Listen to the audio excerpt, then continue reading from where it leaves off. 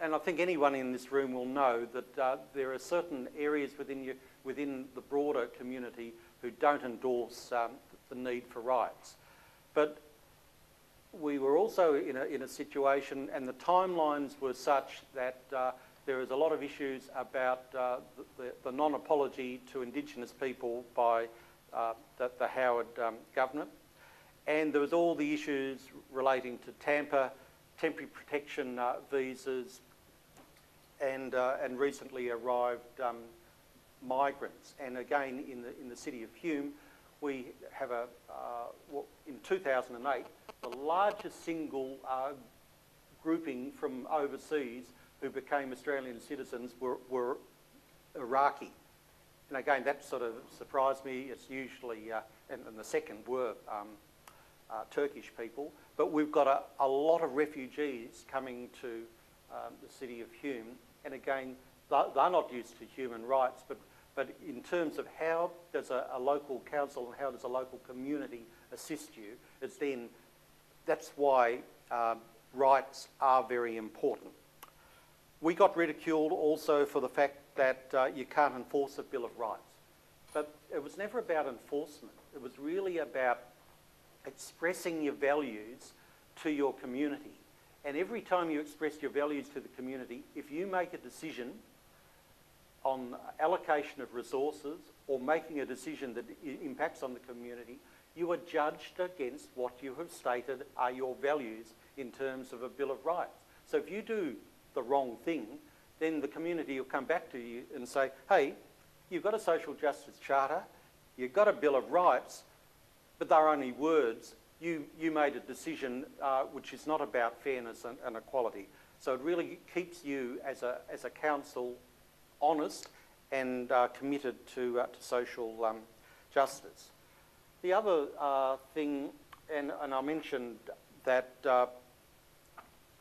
there was a time when the federal government, John Howard, rejected the idea of having a Bill of Rights. And I was invited to make a contribution to a book, The Big Makeover, A New Australian Constitution, published by the Fabian Society back in 2002.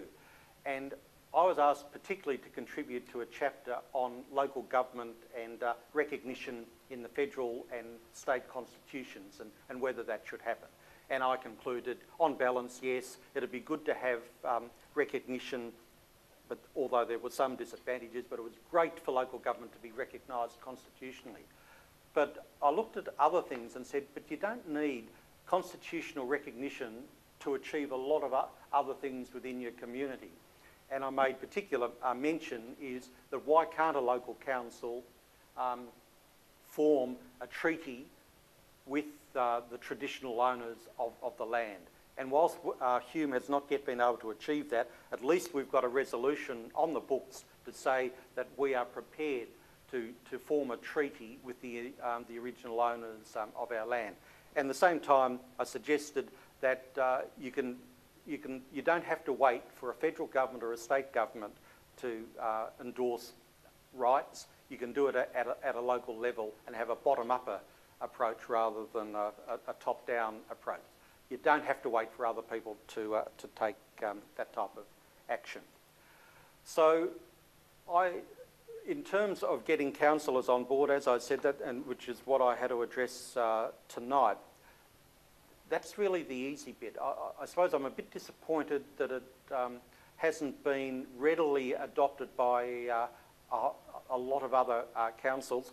I still think, Di, not only were we the first in Victoria to have a social justice charter, I think we remain the only one.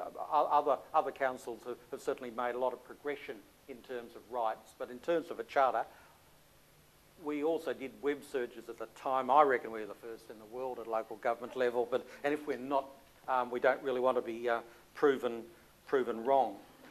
We were the first ones to get there in Australia in terms of a Bill of Rights, just pipped the ACT government, and it was before the Victorian Charter of Rights. Not a competition, but nevertheless I just do note that Hume did get there first. What difference has it made? you know, that's one of the things where you have to ensure that you keep talking about rights. When the Jesuit Family Services do subsequent surveys, you would think that we might have even fallen behind. In the last survey that they did, I think they put Broadmeadows in the category of the most disadvantaged anywhere in Victoria. They didn't quite rank them 1, 2 and 3, but just said you were at the most disadvantaged level. So all the type of things that we've been trying to contribute, have we actually made a difference? Well, that's probably a discussion for another time.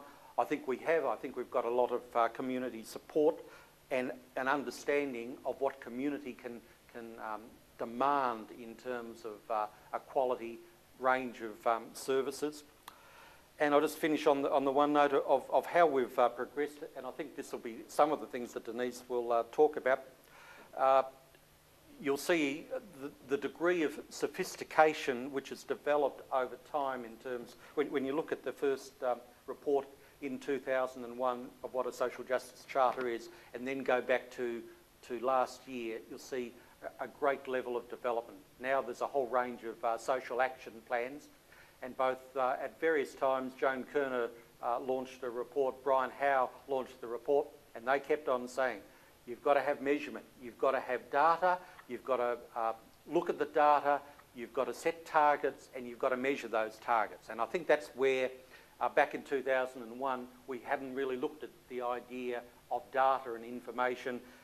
Now we have to see how, in fact, you can measure the change as we go on. But I think that is probably more for Denise to talk about.